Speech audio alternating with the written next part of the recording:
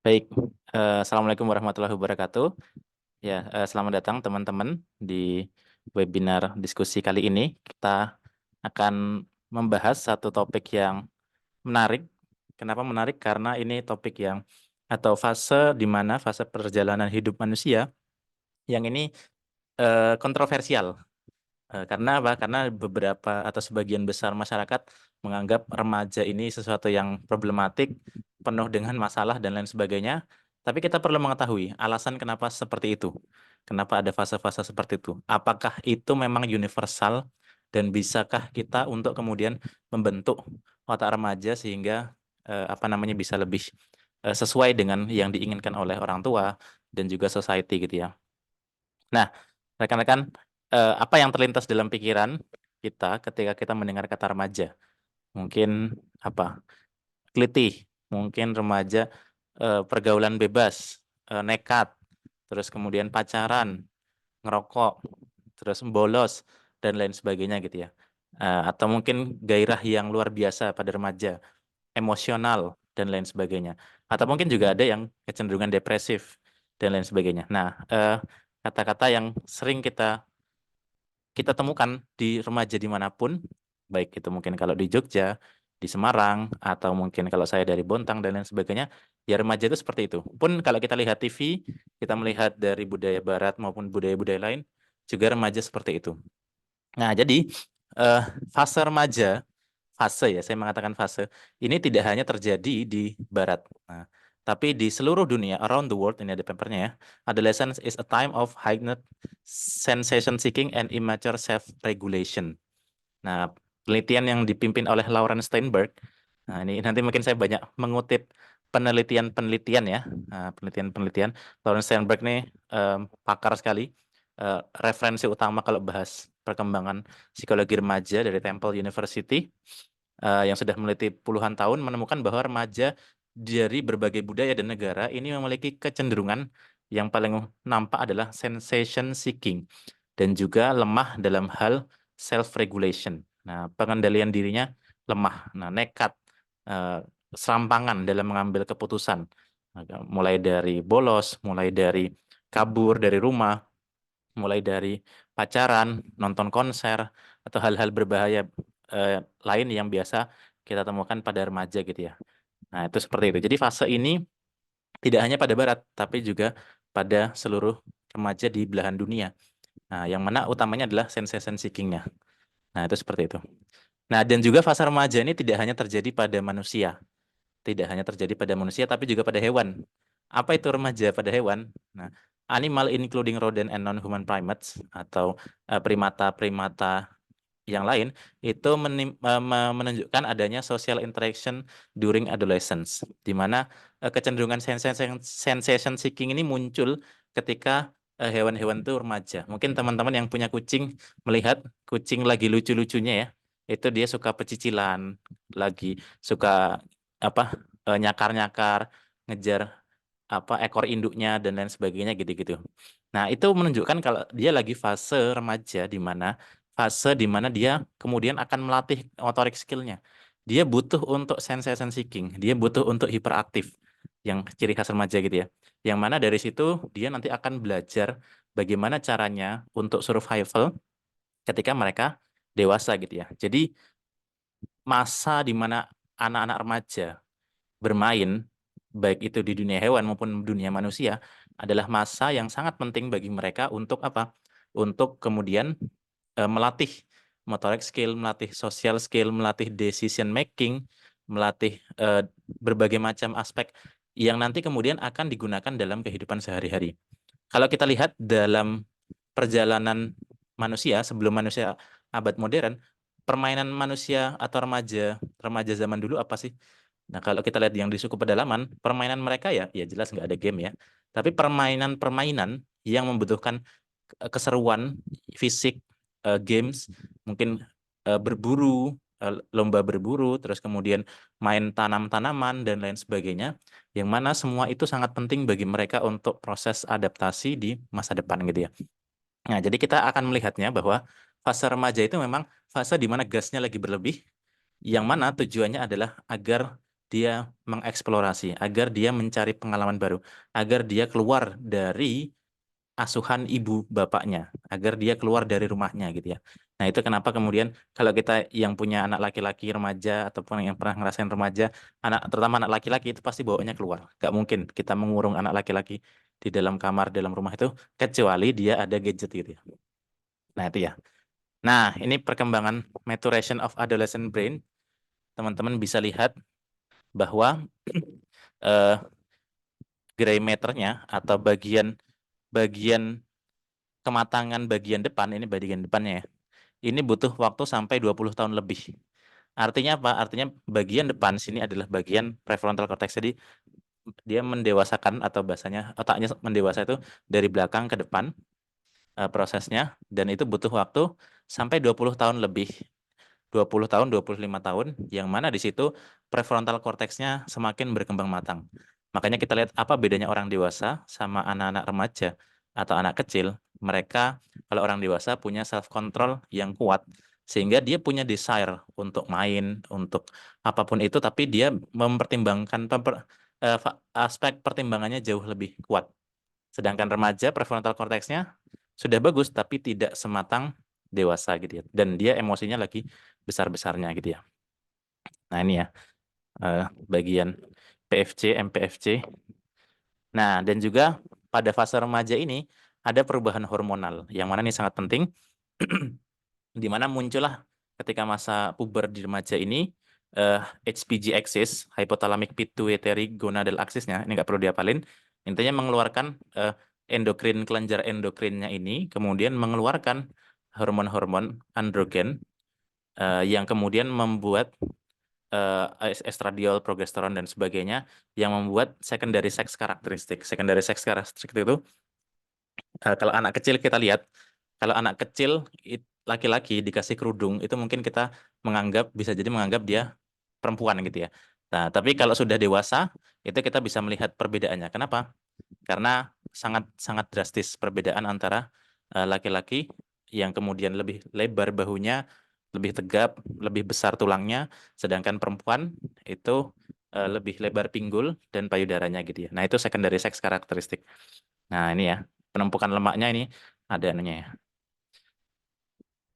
mengeluarkan testosteron. Nah, ada cerita yang menarik nih soal fase remaja, yang mana di zaman dahulu ada masa di mana anak-anak muda sebelum dia balik, sebelum dia apa namanya, sebelum dia dewasa, itu kemudian dilakukan kebiri. Nah, kebiri ini atau kastrasi tujuannya agar apa? Agar kebirinya yang dipotong anunya ya, testisnya ya. Dalam rangka apa? Agar dia tidak tumbuh menjadi laki-laki dewasa yang dengan kecenderungan laki-laki dan tidak memiliki kelenjar atau hormon testosteron yang berlebih. Nah, sehingga kastrasi ini atau orang kasim kalau bahasanya, dia adalah orang-orang yang diutus oleh kaisar, oleh raja untuk menjadi pelindung para selir. Nah, ini menarik ya. Jadi, kenapa pelindung para selir? Karena orang yang sudah dikebiri, dia tidak punya sexual drive terhadap para selir-selir raja. Sehingga dia dianggap sebagai laki-laki yang bisa dipercaya untuk melindungi para selir-selirnya raja atau sultan gitu ya. Nah, itu menunjukkan betapa hormon yang kemudian di-cut, yang dipotong, itu ternyata bisa berdampak pada aspek sexual drive gitu ya. Nanti teman-teman untuk mengetahui detail tentang bagaimana testosteron, terutama ya, itu membentuk sisi kelaki-lakian dan juga keperempuanan, nanti bisa baca buku yang menarik, yaitu Testosteron karya Carol Hooven profesor dari Harvard. Ini juga ada yang menarik, case di mana Guavadoces, case di mana ada anak-anak di Dominican Republic atau di mana gitu ya, yang waktu mudanya itu terlahir sebagai perempuan, tapi kemudian ketika di usia 13 tahun tiba-tiba muncul penis. Nah, ini hal yang menarik ya. Jadi sebetulnya dia laki-laki, hanya saja waktu kecil itu testosteronnya tidak bermain. Lalu kemudian ketika fase remaja itu kemudian dia muncul testosteron yang besar, lalu kemudian muncullah penisnya yang awalnya kelihatan seperti, mohon maaf, seperti vagina. Nah, ini menunjukkan betapa besar. Jadi kalau kita lihat dorongan atau perubahan fisik remaja saat saat mereka puberti itu sangat luar biasa drastis gitu ya. Bahkan yang kelihatannya kemarin seperti perempuan tiba-tiba jadi sangat maskulin. Jadi take home message-nya adalah don't underestimate hormonal puberty. Nanti banyak hal ya, nanti kapan-kapan kita bisa sharing soal testosteron. Nah, dan juga testosteron ini berkaitan dengan social dominance. Ini nih rahasia kenapa anak remaja laki-laki utamanya itu sangat haus akan dominasi sosial. Eh, dan juga dorongan terhadap lawan jenis. Nah, ini mungkin sedikit gambaran, mungkin kalau ada Bapak Ibu, teman-teman yang tahu film ini ya, namanya Crow Zero. Ini menunjukkan gangster-gangster di SMA di Jepang, yang mana dia menunjukkan adanya kecenderungan untuk membuat geng, menjadi pemimpin, menjadi orang yang mendominasi dan sebagainya. Nah, itu menunjukkan testosteron yang lagi sedang matang-matangnya pada fase remaja gitu ya. Dan juga jelas dorongan terhadap lawan jenis ya. Nah, jadi itu fase di mana testosteron lagi memuncak-muncaknya, ternyata dampaknya seperti itu gitu ya. Apalagi yang terjadi pada otak remaja selain testosteron yang lagi memuncak-muncaknya. Nah, nanti rekan-rekan kalau ada pertanyaan boleh langsung disampaikan. Barangkali bisa lebih menarik kalau ada diskusi. Walaupun nanti ini PPT-nya cukup banyak. Nah, tapi nanti silakan kalau ada pertanyaan di tengah-tengah. Barangkali menarik bisa saya jawab. Apalagi kemudian yang terjadi pada otak remaja. Nah, ini adalah fase di mana increase reward system, atau di mana dopamin atau hormon atau neurotransmitter yang membuat dia sangat bersemangat ini lagi gede-gedenya. Rekan-rekan bisa melihat ini ya, ini PFC. PFC ini self controlnya, kendalinya. Striatum ini adalah gasnya. Kalau kita dan teman-teman bisa lihat ada kabel yang menghubungkan ya. Kalau kita lihat PFC di anak-anak itu masih lemah, masih pudar warnanya. Sedangkan striatumnya itu juga masih tidak terlalu kuat. Sehingga kita lihat anak-anak itu ya tidak ada pertimbangan dia mau ngambil barang orang, mau ngapain gitu-gitu. Dan kita tidak menyalahkan anak-anak atas ketidaktahuannya. Namanya juga anak-anak kecil. Nah, begitu remaja, PFC-nya sudah terbentuk. Tapi striatumnya ini gasnya lebih kuat dibanding saat anak-anak dan usia dewasa. Dan dia striatumnya sangat mempengaruhi PFC dibanding PFC yang mempengaruhi striatum. Jadi ini adalah fase di mana engine-nya lagi besar-besarnya, sedangkan kendalinya ya sedikit lebih bagus, jelas lebih bagus daripada anak-anak, tapi tidak sematang orang dewasa. Nah, barulah ketika orang dewasa itu kemudian gasnya tidak semenggebu-gebu anak-anak, terus kemudian eh, aspek self controlnya lebih kuat. Makanya kalau kita lihat kalau ada orang tua yang dia sangat bersemangat, kita mengatakan orang tua itu dia punya jiwa muda. Nah, darah muda. Nah, kalau kata Roma Irama, darah muda itu apa artinya? Orangnya walaupun udah tua, tapi dopaminnya itu masih terus-terusan keluar sampai membuat dia termotivasi untuk melakukan banyak hal gitu ya. Nah, ini sangat tergantung dengan tadi bagian otak seperti ini ya. Nah, ini ya. Nah, sehingga ketika dopamin, jadi striatum ini kemudian mengeluarkan neurotransmitter yang namanya dopamin.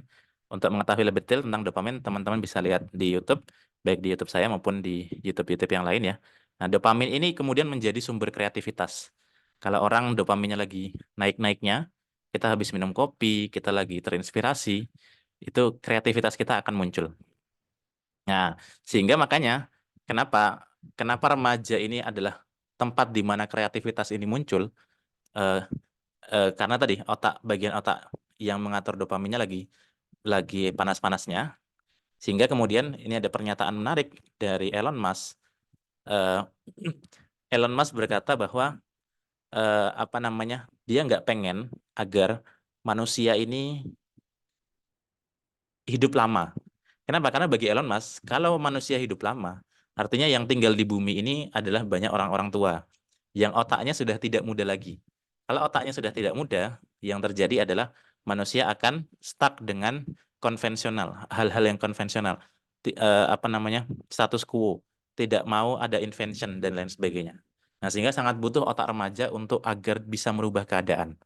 Nah, ini pentingnya ternyata fase remaja itu adalah fase perubahan di mana perubahan-perubahan besar itu terjadi karena adanya orang-orang yang memiliki otak remaja tadi. Nah, atau para remaja orang atau relatif orang-orang muda gitu ya. Nah, selain itu, dopamin tadi ini kemudian juga membuat mereka cenderung melakukan pilihan-pilihan beresiko, mengambil keputusan berisiko jika dibandingkan anak-anak atau orang dewasa. Jadi ada hot context. Jadi kalau misalnya ada kasus, ini yang sempat saya bahas di YouTube saya, nanti teman-teman bisa lihat tentang kasus apa namanya remaja hamil di Ponorogo. Ya walaupun beritanya agak cherry picking ya, sebetulnya di luar Ponorogo itu kasusnya lebih tinggi, tapi yang diangkat malah Ponorogo ya gitu ya, karena kota santri. Tapi kemudian uniknya ketika berita itu muncul, ada psikolog-psikolog yang beberapa psikolog yang bilang bahwa ini pentingnya kenapa kita harus mengajarkan tentang sex education terhadap remaja. Nah, terus kemudian setelah saya pikir secara kritis, berpikir kritis, apakah anak remaja itu nggak tahu kalau kemudian berhubungan seksual menyebabkan hamil di luar nikah? Tentu mereka tahu, tapi kemudian kenapa sih mereka tetap melakukannya? Karena mereka sedang ada pada hot context di mana ketika lagi dihadapkan dengan stimulus yang tidak bisa tertahankan, mereka udah frontal cortexnya itu kalah sama dopamin. Sama kayak kita misalnya lagi dihadapkan ibu-ibu nih ya, dihadapkan sama diskon, belanja kemudian lihat diskon. Nah, itu udah kena kena apa namanya hot context. Atau kita kalau lagi belanja saat lapar, udah kalap itu, kita kena hot context. Sama seperti itu dengan remaja yang bertemu dengan lawan jenis. Nah, mereka sedang hot konteksnya. Awalnya mungkin cuma pacaran biasa, tapi ketika sudah pacaran, dorongannya sudah tidak tertahankan. Dia tahu konsekuensinya, tapi dia akan mikir, udah nanti aja lah. Ya, insya Allah nggak hamil dan sebagainya gitu ya. Nah, itu seperti itu ya. Jadi harapannya kita bisa memahami tentang remaja kenapa kemudian sangat dorongan seksualnya sangat kuat dan kemudian dia melakukan hal yang tidak, ya bagi laki-laki mungkin, laki-laki kan gitu ya, maksudnya ya udah berhubungan seksual terus kemudian tinggal tidak ada bekasnya. Tapi perempuan kan kita berpikir ya, kok mau remaja perempuan ini kemudian melakukan hubungan seksual padahal resiko paling besar ada di dia. Ya karena tadi lagi hot konteksnya, lagi panas-panasnya sehingga frontal korteksnya dia akan udah nanti aja pikir belakangan, pikir carry gitu ya. Nah, kalau bahasannya gitu.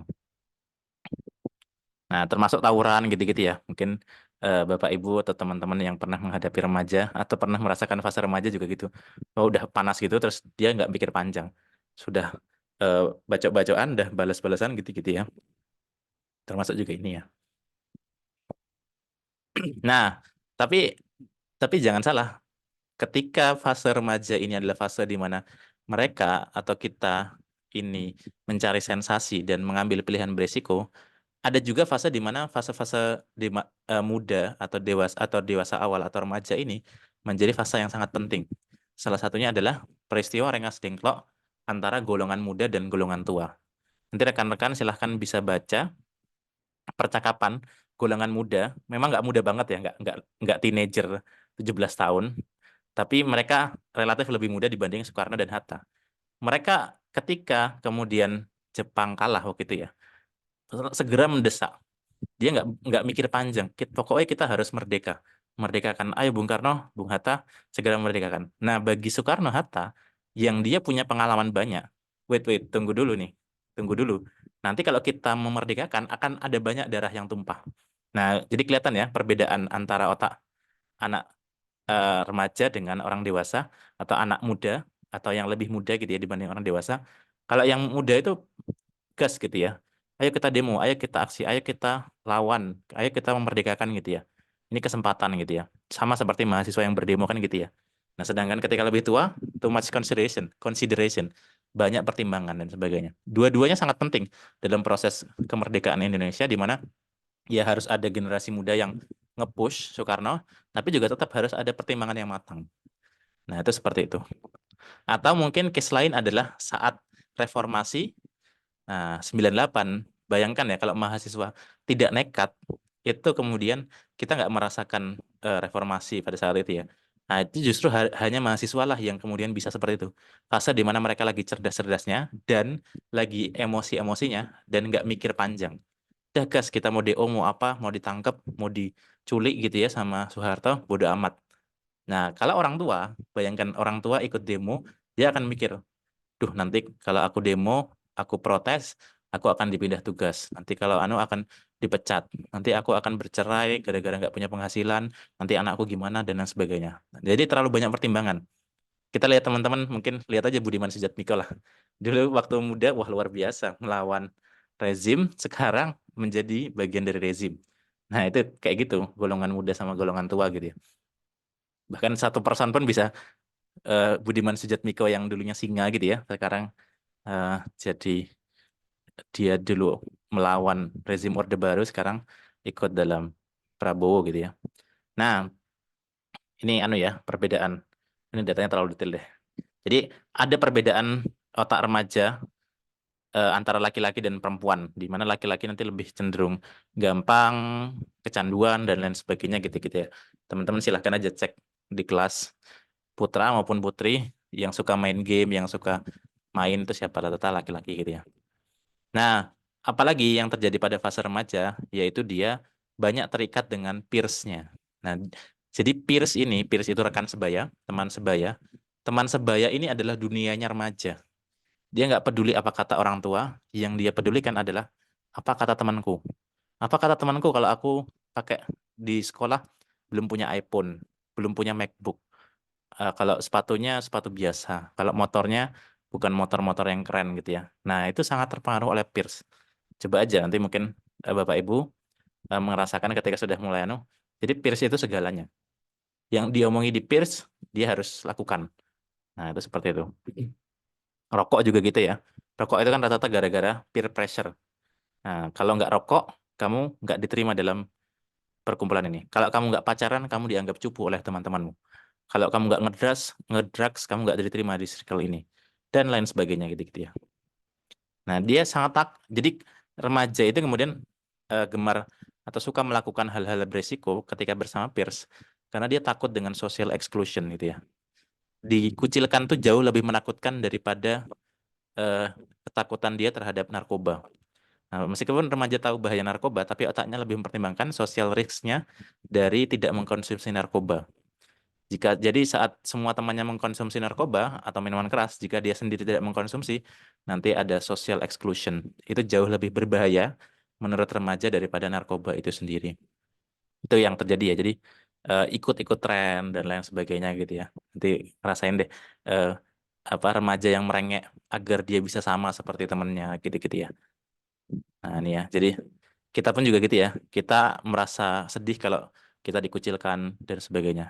Sebetulnya ini fase yang penting dan menarik. Kenapa? Karena memang kita harus dekat sama peers. Karena fase remaja itu kita nggak mungkin untuk terus bersama orang tua. Tapi kita harus bersama peers dalam rangka apa? Kita belajar untuk berkehidupan sosial, belajar untuk bersosialisasi, yang mana dari sana kita akan lebih banyak melatih social skill kita dan surviving skill kita di masa depan. Tentu Bapak Ibu, teman-teman kalau punya anak remaja, memang pasti pengen ya anak remaja itu apa namanya dekat sama orang tuanya. Tapi kalau dia nggak dekat sama temannya, juga nanti pasti kita akan cemas. Aduh, anakku nanti gimana? Masa tinggal sama aku terus gini-gini ya. Nah ini itu seperti itu gitu ya. Nah, peers increase risk taking ya. Jadi ini hal yang umum terjadi di mana ketika ada temennya dia suka melakukan hal-hal nekat. Lihat aja nanti kalau cowok-cowok ngumpul, anak-anak remaja cowok ngumpul, cewek juga kadang gitu ya. Nah, itu kemudian dia jadi lebih berani untuk melakukan tindakan-tindakan beresiko, bolos dan lain sebagainya gitu-gitu ya. Nah, ini juga nih pesta miras. Ada yang dipaksa. Hmm. Nah, tapi tidak selamanya peers ini eh, berpengaruh sepenuhnya, tapi juga ada yang tapi juga keluarga ini bisa menjadi berpengaruh. Saat apa? Saat dia punya meaningful family relationship. Jadi ini ada papernya dari Eva Telzer. Jadi ketika dia sudah punya perbincangan yang bermakna di dalam keluarga, anak-anak ini dia akan cenderung untuk ada peningkatan di bagian di LPFC, bagian dari salah satu bagian penting di PFC-nya ini, dan ada penurunan di bagian reward system. Artinya misalnya kalau saya anak pertama, saya tahu punya adik banyak, saya punya tanggung jawab, merasa bagian dari keluarga, saya berpikir, duh di sekolah nggak boleh macam-macam nih, nggak boleh berantem, nggak boleh terlibat kenakalan, nanti dipanggil orang tua, nanti nggak dapat beasiswa, kasihan. Akhirnya dia pertimbangannya sangat matang. Nah, ini kemudian ternyata bisa juga eh, tetap bertemu dengan peers, tapi ketika dia di keluarga punya meaningful family relationship, ini bisa menjadi tadi neurocognitive buffers. Nah, bisa mencegah kecenderungan risk taking. Remaja juga jelas ya, menurunnya religiusitas. Nah, ini kita amati sering sekali remaja ini paling malas sholat gitu-gitu ya dibanding orang tua. Biasanya baru ketika tua baru tobat. Kenapa? Karena gasnya sudah habis. Jadi motivasinya bisa dikendalikan oleh frontal cortex. Nah, jadi kalau ada remaja yang dia bisa religiusitasnya bagus, berarti dia drives-nya terhadap religiusitas, dia bisa mengarahkan kecenderungan apa namanya dopamin drive-nya kepada aspek-aspek religiusitas. Nah, ini remaja bolos sekolah ke Mekah nih, menarik nih. Nah, tapi tadi ya, kenakalan-kenakalan remaja ini tidak universal. Artinya apa? Bahan bakunya sama, otaknya sama, tapi it depends on society where they live. Kalau dia hidup di society yang peers-nya menekankan pada sensation seeking dan kenakalan-kenakalan ala remaja, ya jadilah seperti itu. Tapi kalau kalau kita lihat remaja-remaja di dunia Islam, mereka sangat luar biasa. Usamah bin Zaid, 18 tahun memimpin pasukan. Nah, seperti Umar dan Abu Bakar. Sa'ad bin Abi Waqqas, nah, termasuk 6 dari ahlu syura. 17 tahun sudah masuk ahli syuranya Nabi. Arqam bin Abil Arqam, 16 tahun. Rumahnya sudah jadi markas dakwah. Zubair bin Awam 15 tahun. Nah, ikut berperang dan sebagainya. Zaid bin Sabit 13 tahun menjadi penulisnya Rasul gitu ya. Nah, dalam 17 malam mampu menguasai bahasa Suryani. Bayangkan ya. Nah, jadi eh, banyak sekali ya. Al-Fatih ketika menaklukkan Konstantinopel usianya 22 tahun juga. Jadi sebetulnya remaja ini tergantung dengan peers-nya. Tapi kita lihat remaja dalam dunia Islam pun dia punya kecenderungan apa? Sensation checking juga, tapi in positive way. Contohnya dua sahabat yang mau berperang tuh ya. Ada dua sahabat pemuda yang kemudian Rasulullah, kami ingin ikut berperang, kami ingin memenggal kepalanya siapa tuh? eh, Pemimpin kafir Quraisy lah. Nah, itu sangat bersemangat gitu ya. Nah, sebenarnya remaja kita juga bisa seperti itu. Coba kita lihat antara remaja di zaman perjuangan kemerdekaan dengan sekarang. Kalau di zaman kemerdekaan, mereka pasti akan nggak ada yang sibuk main game. Karena semua sibuk berperang. Peers yang dibicarakan di Peers itu adalah bagaimana caranya memerdekakan Indonesia. Nah, sekarang apa yang terjadi, remaja kita sudah kehilangan distraksi untuk memperjuangkan sesuatu, sehingga yang terjadi mereka butuh sesuatu nih, butuh sesuatu distraksi. Akhirnya karena aku nggak lagi berjihad, aku nggak lagi memperjuangkan sesuatu, tidak ada sesuatu yang challenging, tidak ada sesuatu yang bermakna dalam hidupku, akhirnya apa? Yang dia lakukan adalah killing time, main HP.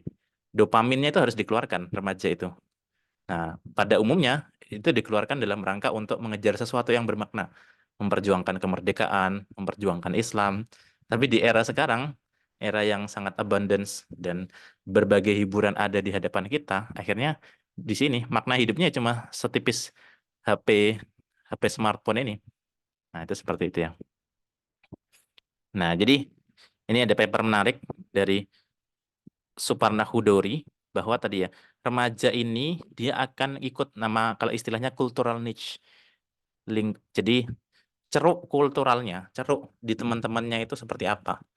Nah, ini contoh yang pernah kami lakukan di adik-adik atau murid-murid saya di SMA masa depan, bahwa ini anak-anak SMA waktu itu dia masih kelas berapa nih? Kelas 1 ya. Kelas 1, tapi kemudian sudah saya pantik dia untuk kita ngadain bedah buku yuk.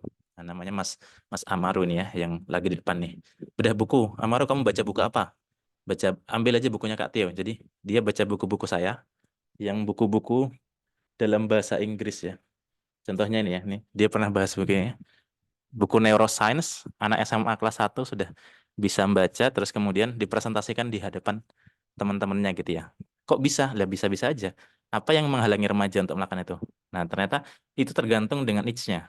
Tergantung orang tua gurunya memaparkan. Dan ternyata uniknya, ini kelas ini kan kelas kultural ya, tidak dipaksakan, tapi ternyata peminatnya juga lumayan gitu ya. Ini memang murid kami nggak terlalu banyak ya. Tapi kemudian diskusi ini bisa cukup rutin berlangsung, dan biasanya sih setiap Rabu atau apa gitu ya. Itu anak-anak sampai nanya-nanyain, Kak, kapan lagi kita diskusi gitu-gitu ya. Bahkan ada yang sampai malam gitu-gitu. Nah, mereka menanyakan kapan kita diskusi lagi gitu-gitu ya. Nah, bahkan ini beberapa bahkan selain baca buku-buku bahasa Inggris, dia juga baca jurnal. Jadi Mas Amarunya ini dia baca jurnal yang berkaitan, jurnalnya jurnal Lancet. Nanti Lancet atau apa ya tulisannya gitu. Itu untuk mempelajari neuroscience secara lebih mendalam. Nah, artinya para remaja ini sangat tergantung peersnya.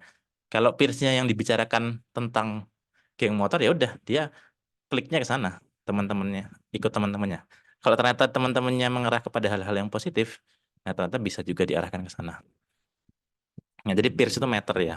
Nah, kalau sekolah yang di dalamnya kumpulan anak-anak baik, prestatif, akan membuat remaja cenderung mengikuti kultur anak itu. Ya, alhamdulillahnya kebetulan saya ngajar di SMA masa depan, itu di sana anaknya baik-baik, dari orang tua baik-baik, sehingga memang yang dibicarakan tuh rata-rata banyak yang baik-baik juga. Nah, ini term yang oleh Lawrence Steinberg ya. Jadi kata beliau, remaja ini adalah age of opportunity. Jadi fase di mana kesempatan dia bisa berkembang, mengubah dirinya gitu ya. Teman-teman kalau ada yang mau bertanya silahkan, biar lebih tidak monoton.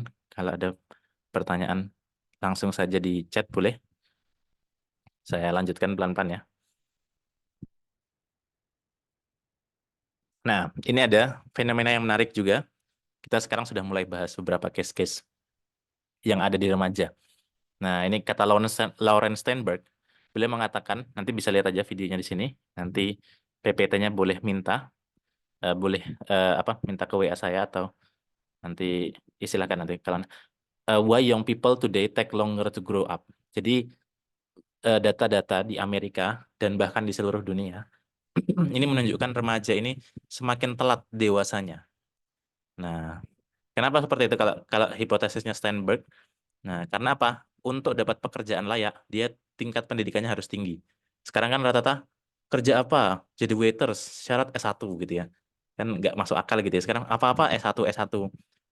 Padahal S1-nya tidak berkaitan dengan pekerjaan tersebut gitu ya. Nah, tingkat pendidikan tinggi artinya sekolahinnya jadi lebih lama. Sekolah lebih lama artinya anak itu akan bergantung sama orang tua lebih lama. Dan anak akan semakin tidak punya kesempatan untuk melatih dirinya dalam bekerja, bertanggung jawab, bersosialisasi. Nah, inilah yang kemudian menyebabkan banyak anak sekarang, dewasa awal sekarang ini yang nggak tanggung jawab. Tingkat mungkin turnover karyawan sekarang mungkin tinggi. Kenapa? Karena anak-anaknya nggak struggle kayak zaman bapak ibu kita dulu. Sekarang dikit-dikit keluar, resign, dan lain sebagainya gitu ya. Dikit-dikit burn out, dikit-dikit cemas, anxiety, terus depresi. Nanti kita akan bahas soal depresi. Nah, bergantung dengan orang tua tidak banyak terpapar resiko dan tanggung jawab dari kecil gitu ya. Kalau zaman bapak ibu kita dulu, wah udah dari kecil udah dilepas. Karena udah saudaranya terlalu banyak, terus kemudian orang tua nggak mungkin ngurus dia. Tapi terbukti sampai dewasa lebih struggle. Nah, lebih lebih bisa untuk hidup mandiri. Nah, itu kalau kata guru saya menduga bahwa sekolah itu memperlambat kedewasaan siswa. Nah, ini cukup jelas ya. Jadi kenapa? Karena sekolah banyak. Ini ya memang agak aneh. Saya sendiri juga di sekolah. Saya banyak di dunia pendidikan juga. Tapi memang tanpa kita sadari, setting sekolah ini tidak atau banyak menghambat menjadi experience blocker kalau bahasanya Jonathan Haidt dari para siswa, sehingga siswa tidak dihadapkan dengan konteks kehidupan langsung. Bayangkan ya, siswa kelas 3 SMA, dia sudah jago matematika, fisika, dan lain sebagainya, sudah siap masuk UGM. Tapi ngomong sama sama warga aja mungkin nggak bisa dia. Nah, ngomong sama calon mertua juga mungkin nggak bisa. Ngomong sama orang dewasa, sosialisasi, punya megang amanah gitu-gitu mungkin nggak bisa. Nyari duit juga nggak bisa juga, belum tentu. Nah, ini yang kemudian kenapa? Karena semakin banyak waktu di dalam kelas, akhirnya ada trade-off di mana anak-anak akan semakin berkurang atau pengalamannya di kehidupan sosial dan pekerjaan. Nah, ini mengapa remaja lebih memilih teman daripada keluarga disebabkan karena apa? Ini buat orang tua ya atau guru. Jadi kalau kita lihat remaja itu jelas lebih seneng kumpul sama temannya. Kalau sama orang tuanya kenapa? Dibanding sama orang tuanya. Karena kenapa? Kalau orotu itu baru mau curhat itu sudah dikoreksi, ya nggak Bapak Ibu? Lebih sering dimarahin. Kamu kok gini sih, kamu gini gini gini dan sebagainya gitu ya. Demanding. Nah, selalu menahan anak untuk melakukan hal-hal seru karena berbahaya, tidak sesuai norma. Dan sekarang orang tua sekarang ini fenomena yang didapati Jonathan Haidt ya. Nanti saya tunjukkan bukunya. Beliau menyampaikan bahwa ortu sekarang ini semakin parno, semakin penakut anaknya gini gitu. Harus laporan, kamu di mana nak gini-gini. Kalau nggak pulang gini-gini. Beda banget sama orang tua zaman dahulu, yang mana ini bahkan sampai usia dewasa itu anak-anak banyak dibatasi oleh orang tuanya, helikopter parenting. Dan ini ternyata berdampak pada apa? Kemandirian, kemampuan decision making, kemampuan untuk mengakses resiko pada anak-anak, karena selalu bergantung pada orang tua. Nah, sedangkan ini ya bandingannya kalau sama teman, teman itu mendengarkan apa adanya. Nah, ya walaupun nanti dia akan kalau berbuat fasik, ya dia akan temennya nggak akan ngingetin mungkin ya, mungkin malah ikut-ikutan gitu ya. Teman selalu mendukung. Dia roasting tidak sesuai dengan dia akan merosting kalau tidak sesuai dengan nilai atau norma peers-nya. Jadi bedanya kalau di pertemanan dia kalau melakukan sesuatu yang di luar nilai dan norma pertemanan itu di EC, di roasting gitu ya. Peers akan melakukan hal-hal seru. Nah, ini kenapa kemudian remaja lebih suka berkumpul sama teman dibanding sama ortu. Nah, masalahnya mungkin nggak ada orang tua yang bisa memposisikan dirinya seperti peers, seperti mana seperti mana anaknya dengan teman-temannya gitu ya. Nah, ini yang kadang menjadi tantangan. Makanya kalau kami di sekolah, saya berusaha untuk menjadi peers daripada menjadi orang tua bagi murid-murid kami gitu ya. Menjadi peers itu artinya apa? Kita menjadi teman yang menerima dia apa adanya, tidak judgement di awal. Nah, tapi tetap berusaha pelan-pelan memperbaiki ketika ada kesalahan. Jadi kalau murid misalnya curhat ke ya saya dengerin apa adanya, tidak langsung astagfirullah kamu tuh gini-gini banget dan sebagainya gitu ya. Kalau udah gitu, besok udah akan malas curhat lagi gitu ya. Itu yang terjadi pada kalau kita ngomong sama orang tua kan malas kan gara-gara itu ya. Nah, makanya bagaimana ortu tuh bisa nggak sih jadi teman sebaya bagi orang tua gitu ya. Nah, itu seperti itu. Pola pengasuhan ini juga ada ya. Nanti teman-teman bisa baca sendiri, terlalu detail ya. Nah, ini pertanyaan adalah bisa nggak sih kita jadi peersnya remaja? Kalau nggak salah di paper ini, jadi kalau remaja yang mendapatkan pengasuhan yang hangat dari orang tuanya akan memiliki kecenderungan lebih rendah dalam hal kenakalan remaja. Jadi kalau orang tuanya hangat, dekat, jadi tempat nyaman untuk bercerita dari anak-anak remaja, dia akan mendisclose informasi dan kegiatannya. Sehingga orang tua lebih mudah untuk memonitoring dan pelan-pelan mengarahkan. Loh, nak, kamu pacaran ternyata. Oh iya, siapa pacarmu gini gini gini gini. Nah, terus kemudian diajak diskusi. Nah, kira-kira gimana kalau pacaran? Nanti mulai, oh iya juga ya sebetulnya kan nggak bagus pacaran gitu-gitu. Nah, itu it's better than kemudian dipaksa putus dan lain sebagainya. Nanti mungkin di balik itu udah akan balikan lagi gitu ya. Kalau sudah nggak diamati. Nah, ini jadi peersnya remaja gitu. Ini pengalaman saya kalau di sekolah mendengarkan mereka apa adanya, tidak buru-buru mengkoreksi kesalahan mereka. Kalau terburu-buru nanti mereka sudah tidak terbuka lagi gitu-gitu ya. Karena kebetulan saya juga guru BK, jadi ya dengerin cerita mereka apa adanya gitu ya. Menggunakan momen tepat, pillow talk. Maksudnya karena kami di asrama dulu ya, waktu saya masih tinggal di asrama, itu eh, biasa kami tidur satu kamar gitu ya. Banyak kasur, banyak dipan gitu ya. Nah itu jadi kesempatan untuk curhat, dengerin curhatan mereka dan sebagainya gitu ya. Rasa malu lebih bisa mengubah daripada rasa takut. Di roasting kadang lebih efektif daripada dimarahi. Ini kenapa kadang remaja sosial kontraknya itu bisa lebih efektif daripada teguran orang tua atau guru, karena dia lebih takut di roasting sama teman-temannya daripada ditegur sama orang tua atau gurunya. Ditegur guru ya udah, tapi kalau dia malu sama temennya, aduh, kok aku kayak gini ya, aku harus memperbaiki diri karena teman-temanku nggak suka dengan hal seperti ini gitu ya. Oke, nanti materinya akan saya share. Nanti bisa WA saya aja, Pak. Nah, nah biarkan dinamika berkembang, dalam diskusi peers. Oh ini ya, ini. Ini kalau pengalaman sama murid-murid saya, perlu kalian nanti bisa dibaca. Nah itu dia kemudian saya bisa masuk ke teman-teman atau murid-murid saya karena eh, mereka sudah menganggap saya seperti peers gitu ya. Nanya kalau kalau saya nggak mengejudge mereka, kamu kalau kamu kenapa kamu nggak pacaran ya?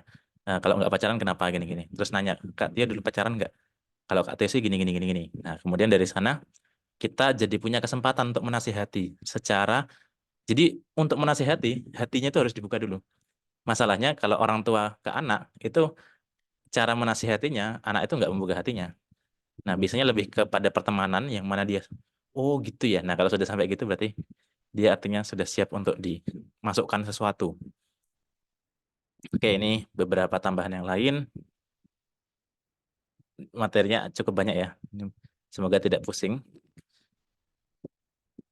Ini PPT-nya sudah lama, jadi saya juga agak lupa.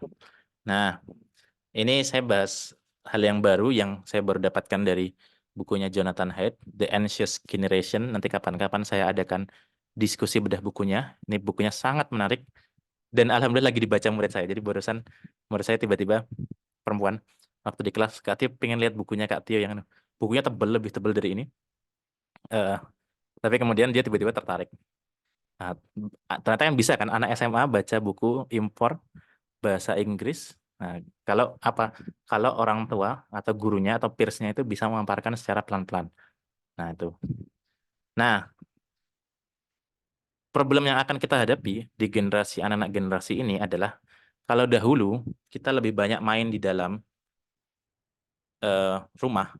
Kalau main game gitu ya, main dalam rumah. Sekarang kita akan dihadapkan pada senjata baru atau senjata yang akan kena kita yang namanya gadget.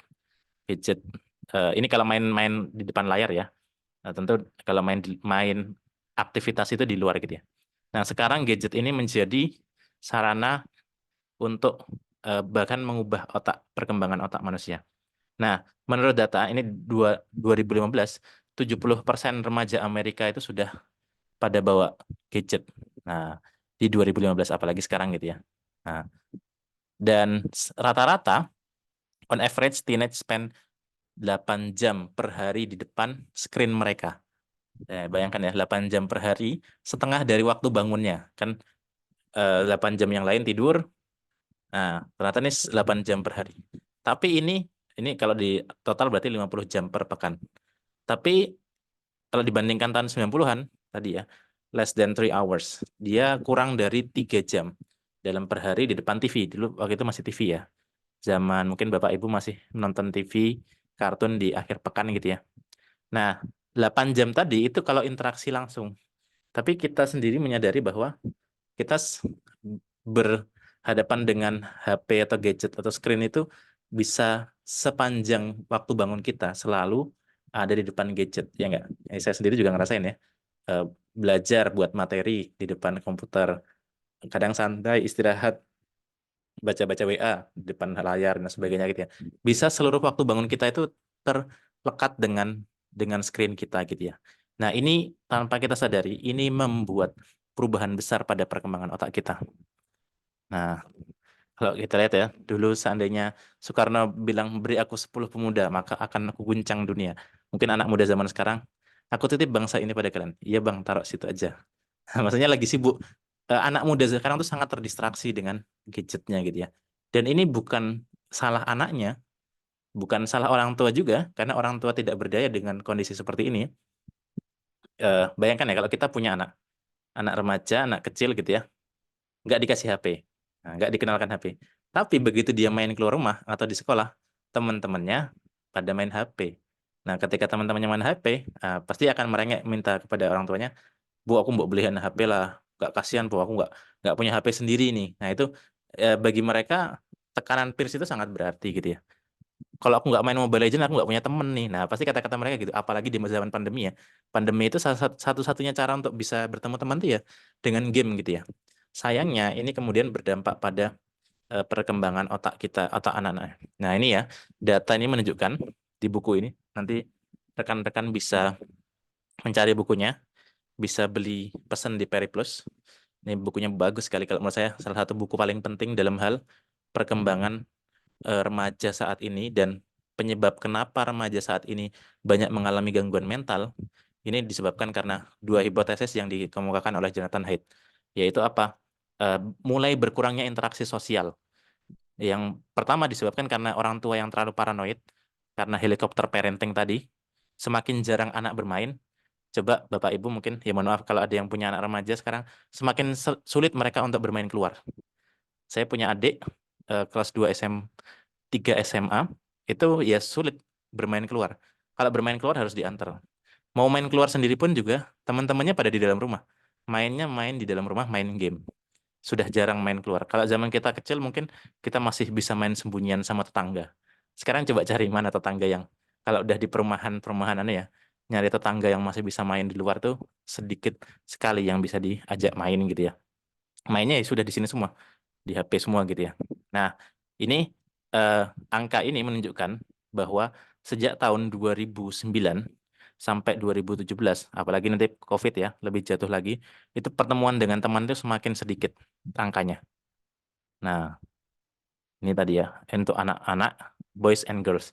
Pun untuk usia, kita lihat ya, kalau kita lihat yang bawah ini, age 35, 64, orang dewasa wajar, orang dewasa ngumpul sama teman itu kan memang sedikit, karena lebih banyak bekerja dan ngumpul sama keluarga. Nah, ini yang dewasa awal ternyata juga semakin sedikit. Tapi yang paling mengenaskan adalah anak-anak kok semakin ke sini semakin turun. Utamanya tahun 2010. Nah, sampai ini, wah ini belum lagi kena COVID, sudah nggak pernah bertemu teman. Saya punya murid-murid saya juga, saya tanya, waktu saya ajak main keluar gitu ya, nonton gitu ya, biasanya keluar sama siapa? Nggak pernah main keluar gitu ya. Waduh, ini, masa harus harus gurunya sampai ngajak main keluar gitu ya.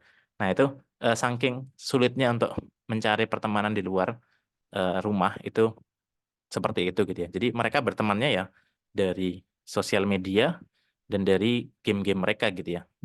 Nah, hal ini kalau kita lihat ada asosiasi di mana sekitar tahun segitu itu depresi remaja ini tingkatnya meningkat.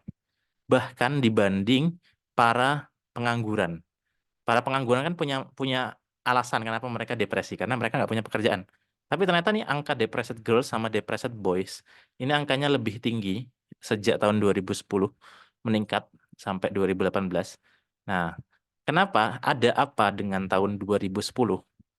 Ada yang bisa menebak kira-kira kenapa? Nah, 2010 adalah tahun 2002, sebenarnya dari 2007. 2007, 2008, 2009, 2010 adalah tahun di mana iPhone 2007 iPhone pertama keluar. Terus kemudian dilanjutkan dengan Android. Terus dilanjutkan dengan apps-apps sosial media, Facebook, Twitter, Instagram. Nah, ini kemudian Jonathan Haidt dan Jen Tweng itu kemudian mengatakan fase atau tahun ini adalah mereka disebut sebagai Gen Z. Gen Z itu adalah yang kelahiran tahun 95 ke atas gitu ya. 95 ke lebih muda dari 95. Nah, kalau saya 92, berarti saya masih generasi milenial. Nah, Bapak Ibu, teman-teman mungkin di sini kalau ada yang 95 mungkin ngerasain di mana kalau saya pertama kali megang smartphone layar lebar ini mungkin awal-awal kuliah. Awal-awal kuliah. Nah, kalau yang remajanya atau masa kecilnya sudah megang smartphone dan sosial media, nah ini dia punya generasinya punya tendensi gangguan mental yang lebih tinggi daripada orang pada umumnya gitu ya. Nah, ini ya. Ini terjemahan ya. Harusnya major depression. Major depressionnya ini meningkat sejak dari 2010. Sekarang sudah angkanya meningkat jauh-jauh tinggi. Bunuh diri juga, ini anxiety dan depression juga tinggi dibanding mental illness yang lain. Lagi-lagi mulainya tahun 2010. Dilihat ya. Nah, ini Jonathan Haidt coba mencari asosiasinya, mengasosiasikan dengan waktu munculnya sosial media dan gadget. Nah, ini makanya di covernya ini bawa HP ya. Nah, prevalensi kecemasan gitu ya. Bahkan kalau penelitian dari Ronald C. Kessler sekarang, 1 dari 4 remaja di Amerika itu dia berpotensi kena depresi. 1 dari 4, 25%, bayangkan ya. Nah, nggak tahu di Indonesia berapa, tapi semoga nggak seperti itu. Tergantung bagaimana kita nanti, sosial budaya kita gitu ya. Tingkat bunuh diri juga meningkat. Di boys meningkat, di girls juga meningkat. Mungkin rekan-rekan yang dekat di dunia kampus, yang di UGM gitu-gitu, kita sering sekali mendapati case-case di mana apa namanya bunuh diri, mahasiswa yang melakukan bunuh diri.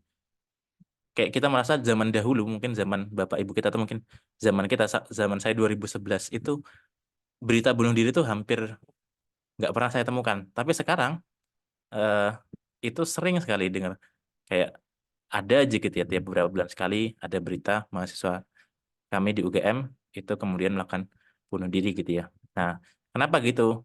Bisa jadi generasi sekarang lebih lemah. Disebabkan karena apa tadi? Berkurangnya interaksi sosial dan lebih banyak interaksi di depan layar gitu ya. Dan nanti saya sering dengar curhatan curhatan istri saya yang kebetulan dosen, mahasiswa sekarang tuh kayak beda banget. Struggle-nya itu beda dengan mahasiswa zaman dulu.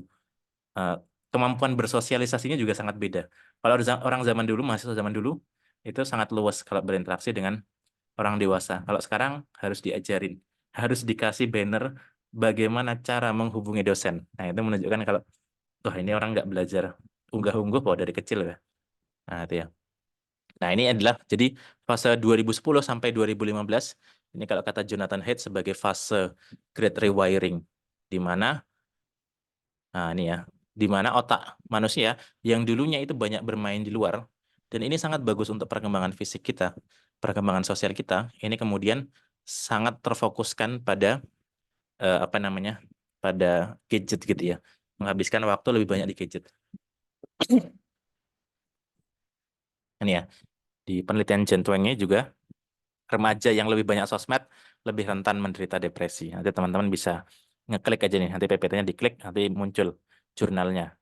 Baca aja, nanti kalau nggak bisa di-download jurnalnya, buka pakai Sihab. Nah, Sihub. Nah, ini juga. Dan ini juga fenomena yang kita amati. Mungkin mengamati anak-anak dewasa awal sekarang, dia semakin gagal gagal untuk jadi orang, gagal dewasa, gagal mentas. Failed failed to launch kalau bahasa Amerikanya. Nah, jadi ortu-ortu di Amerika itu rata-rata sekarang lebih cemas sama anak laki-laki mereka, apakah dia bisa akan sukses di masa depan dibanding sama anak perempuannya. Nah, kenapa anak laki-laki sekarang semakin failing? Bahkan memang ada grafik yang menunjukkan kalau eh, pendidikan kita lebih tidak menghargai anak laki-laki daripada anak perempuan. Dan ini berdampak pada society. Makanya banyak perempuan belum nikah karena sedikit laki-laki, karena sebagian besar laki-laki tidak berani untuk maju. Nah, itu rata-rata kayak gitu. Nah, laki-lakinya tidak dewasa, kalaupun menikah, nanti kemudian kurang bertanggung jawab, dan lain sebagainya. Kenapa? Karena dari awal, dunianya sudah teralihkan dengan gadgetnya. Sehingga ketika berinteraksi dengan, mungkin sudah menikah pun dia, kalau yang rekan yang pernah saya temukan, bukannya sibuk mencari kerja misalnya, tapi malah baca komik, baca nonton anime gitu-gitu ya.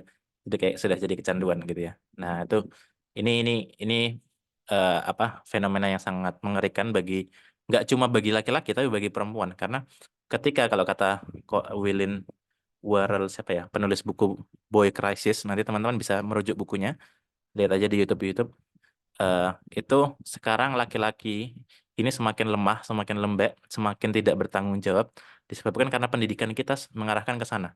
Lebih menekankan kepada duduk diam di dalam kelas, tidak banyak berinteraksi dan sebagainya gitu ya. Kalau anaknya pecicilan, nanti dianggap anak nakal. Kamu kok sukanya bolos gitu dan sebagainya gitu-gitu. Karena memang anak bolos itu artinya dia sedang ingin menjelajah keluar. Ya, sehingga memang sebetulnya pendidikan yang menekankan aspek motorik dan dia bisa menjelajah keluar dan mencari pengalaman baru itu penting bagi laki-laki karena dia memang kalau rekan-rekan nih kalau kalau apa suami itu kan ya memang harusnya keluar mencari kerja. Masa suami diam di rumah untuk kemudian main game, nonton YouTube. Kalau perempuan mungkin diam dalam rumah hal yang wajar. Saya ngerasain ini bedanya beda banget antara murid laki-laki saya sama murid perempuan. Ya, memang murid laki-laki itu nggak bisa diem, harus ada sesuatu distraksi, entah keluar, entah main game dan sebagainya gitu. Perempuan tuh ya udah diam di dalam kamar, diam di dalam kelas gitu-gitu aja. Nah, itu seperti itu gitu ya. Nah, ini ya, oh ini ya. Ini ada juga buku selain ada tentang boy crisis, ada juga of boys and men gitu ya. Laki-laki mengalami kejatuhan karena pendidikan sekarang lebih menghargai dan lebih cocok terhadap perempuan daripada laki-laki. Nah, suaminya menjadi kekanak-kanaan, tidak bertanggung jawab dan sebagainya gitu ya. Oke, baik itu rekan-rekan. Silahkan kalau ada pertanyaan boleh diajukan. Sekarang udah jam berapa ini? Oh, baru jam 9 ya. Ya, silakan. Pak Iwan boleh open mic. Assalamualaikum warahmatullahi wabarakatuh. Waalaikumsalam warahmatullah. Ustaz Saya ini punya anak Ustadz ya. Panggil Mas saja nih. Ya, Pak Iwan. ya Mas. Masih muda. Eh, Sekarang kan saya mendidik anak ini dengan cara memberi motivasi dari dalam ya, Betul, betul. memberi dari dalam. Karena anak ini kan nggak boleh diberikan hukuman atau sanksi ya. Iya, eh, karena anak ini kan tentu punya motivasi tersendiri dia melakukan itu gitu. Gitu kan makanya nggak dengan tekanan gitu ya. Tapi kok aneh ya, saya memberikan motivasinya itu apa namanya ke tentang apa beriman bertakwa gitu Ustaz atau Iya, iya. dengan cara apa, tapi kenapa apa ketika apa itu namanya keinginan dia itu malah pengen nge-gym gitu padahal orang tua pengennya dia itu kursus gitu kan ya Betul, betul. Ustaz ya, kan itu kan bagus untuk masa depan dia gitu. Betul, betul. Iya. Ini kalau komunikasi baik, kita sering komunikasi gitu ya Ustaz. Padahal motivasi saya masukin ke pesantren. Iya kan ya, dari pesantren kan dia kan diberikan motivasi-motivasi dari dalam yang saya kira pasti nilai-nilainya positif di situ. Betul, betul. Nah, Tapi hobinya apa Pak tadi? Main hob- nge-gym. hobinya ini ya main, kemudian Mainnya apa Pak? nge-gym. Main apa? Main game Ustaz biasanya main Mobile game Legend tuh. gitu-gitu ya sama teman-temannya ya? Iya sama temennya di luar gitu. Nah, itu kok aneh di situ saya juga. Iya, iya. Kok makanya be- saya minta contoh konkret gimana Oke. sih caranya supaya anak saya ini kok bisa gitu maksudnya apa namanya dia kan lebih baik kan baik kan kalau orang tua kan bagusnya kan wah ini anak ini kan harusnya ini ada uang buat kamu kursus gitu manfaatkan masih masih masih muda kan sayang ya gitu Tapi tapi lebih memilih untuk nge-gym. Uangnya lebih dibuat nge-gym. memilih untuk nge-gym di situ Ustadz padahal kan Ngapunten sebenarnya Pak. kalau nge Anak anak nge-gym itu dia punya teman apa? Teman-teman dari mana nge-gym tuh? Apa teman eh, cowok atau usianya berapa nih? usianya sekitar kelas 11 ya 11 SMK. Kelas 11 ya, ya, ya. Iya. Oh, nggak boarding ya, nggak pondok. Bisa Nggak pulang. pondok. Hmm. Dulu pernah pondok, saya masukin di SMP pondok, SMK-nya Islam, SMK-nya negeri Ustadz. umum ya, negeri ya. Iya itu. Ya, ya. Nah, berarti teman-teman SMK yang nge-gymnya dari teman-teman SMK gitu ya? Enggak, ada temen sendiri Ada Ustadz teman nge-gymnya sendiri ya, juga. ya. Nah, Enggak, dia sendiri aja nge-gym di situ Ustadz. nah Ya, mungkin saya izin jawab ya Pak. iya Ustadz. Iya, Pak Iwan. Ini terima kasih sudah mau sharing ya. Eh, Pertama, saya ingin menyampaikan kepada semua orang tua yang mendengar webinar ataupun rekaman ini bahwa kita dihadapkan pada masa di mana orang tua ini tidak bisa banyak berpengaruh dibanding dengan lingkungan sosial, pengaruh gadget dan lain sebagainya gitu ya. Kenapa? Karena saya banyak dapati banyak orang tua yang sudah berusaha sekuat tenaga, bahkan sampai curhat, Kak ini saya sudah berusaha sekuat tenaga tuh anak saya masih kayak gini ya.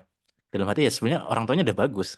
Cuma memang ada faktor lain yang membentuk anak itu kemudian ya entah berlaku menyimpang. Walaupun ini saya nggak mengatakan menyimpang ya, tapi ada beberapa yang kenalan mungkin menjadi perilaku menyimpang atau mungkin apa gitu ya. Karena sekarang pengaruh sosial media, pengaruh peers dan lain sebagainya itu juga sangat jauh lebih mempengaruhi daripada orang tua gitu ya.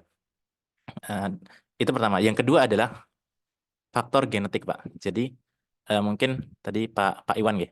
Pak Iwan kalau Iya. punya anak lebih dari satu, atau mungkin kalau kita punya saudara, kita akan merasakan despite of meskipun kita dididik, anak kita dididik dengan cara yang sama oleh orang tua, tapi anak itu bisa tumbuh menjadi berbeda-beda. Nah, nanti Pak Iwan bisa menonton video saya di YouTube tentang pengaruh genetik terhadap pembentukan kepribadian. 60% kepribadian kita lebih ditentukan oleh genetik daripada pengasuhan dan lingkungan. Ini bahkan ada case ya, tiga anak kembar ya, dipisah dari bayi, dari orang tua kandungnya, terus diasuh oleh orang tua yang berbeda semua. Ini yang kelas atas, kaya, ini menengah, ini agak miskin. Tiga-tiganya punya kepribadian kecenderungan yang sama dan punya gangguan mental yang sama. Di masa remaja mereka mengalami depresi juga. Satu kemudian bunuh diri. Nah, dan kemudian eh, nanti cari aja tiga kembar di Amerika itu ada. Walaupun itu ternyata itu rekayasa ya. Jadi ternyata sengaja dipisah. Itu ya sangat tidak etis, penelitian yang sangat tidak etis. Tapi artinya orang tuanya beda. Kok anaknya sama? Kan kembar identik itu gennya sama, Pak ya. Gennya 100% sama. Kalau kita punya kembar identik, saudara kembar kita itu apa namanya? Gennya sama-sama kita dan kepribadiannya akan sama persis. Dan ini bahkan nama ada juga yang case dua kembar ya. Nama istrinya sama, nama anjingnya sama dan sebagainya padahal mereka nggak pernah bertemu. Profesinya mirip dan lain sebagainya.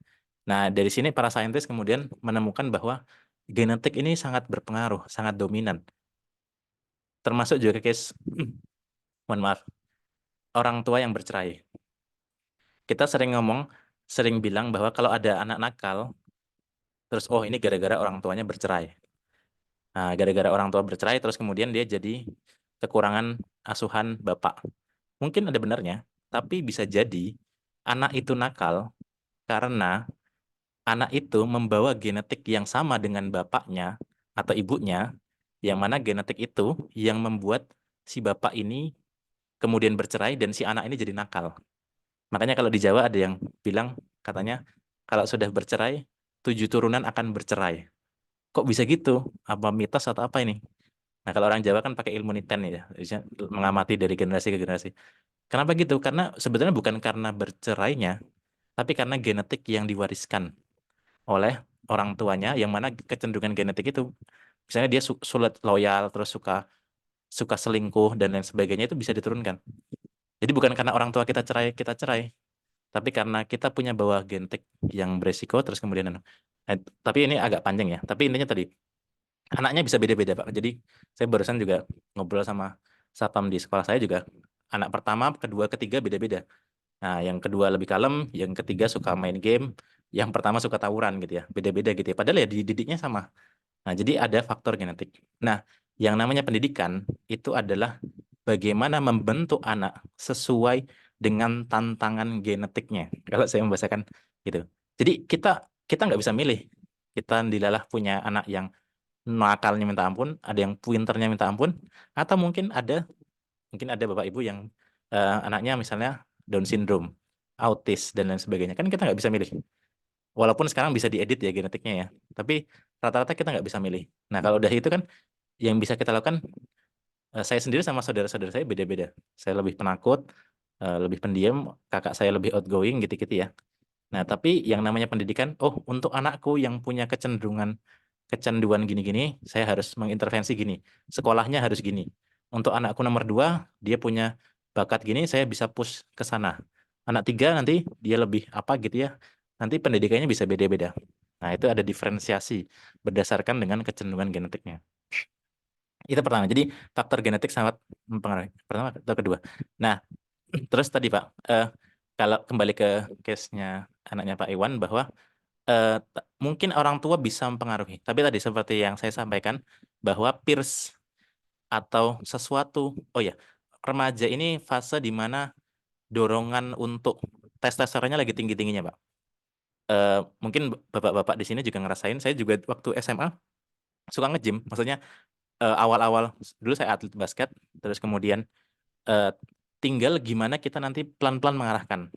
Saya dulu suka basket, olahraga dan sebagainya, tapi alhamdulillah juga ikut rohis. Ikut rohis terus fokus ke dunia keilmuan sekarang. Nah, tapi ada masa di mana saya juga, ya, namanya remaja dan saya lihat murid-murid saya yang laki-laki memang hobinya itu membentuk badan. Karena itu lagi testosteronnya lagi gede-gedenya. Lagi pengen bulking kalau bahasannya, pengen keker. Karena dia kemudian tadi lagi testosteron, dan kemudian dia melihat mungkin role model yang dari sosial media, yang ototnya bagus dan lain sebagainya gitu-gitu ya. Jadi tergantung dia paparan sosial medianya gimana. Nah, ini semua tergantung paparan, Pak. Jadi eh, kalau kita banyak dipaparkan dengan teman-teman remaja kita, teman-teman anak kita bahasnya soal konser-konser, ya udah yang diomongin gitu. Nah, tapi kalau misalnya case di murid-murid saya, alhamdulillah, karena banyak yang ya memang rata-rata banyak yang gaming juga. Tapi kemudian ada beberapa yang dibahas tentang lomba, tentang ikut exchange, ikut apa gitu ya. Akhirnya teman-temannya pada ngikut. Jadi ini tergantung peers-nya juga, peers dan sosial media. Dan ini untung-untungan ya. Maksudnya kita nggak bisa milih, bu anakku kliknya sama Quran aja deh, kliknya sama anak-anak Rohis aja deh. Itu kadang agak sulit. Dan untung-untungan. Saya sendiri juga nggak sengaja waktu dulu masuk ikut Rohis, tapi juga dulu masih tetap ikut basket gitu ya. Nah, jadi tinggal kita berusaha bagaimana menghadirkan lingkungan-lingkungan yang dia kira-kira, jadi memang sulitnya gini ya Pak. Jadi eh, anak kita tadi lebih banyak dibentuk sama lingkungan daripada sama orang tua. Nah, masalahnya nyari lingkungan yang baik.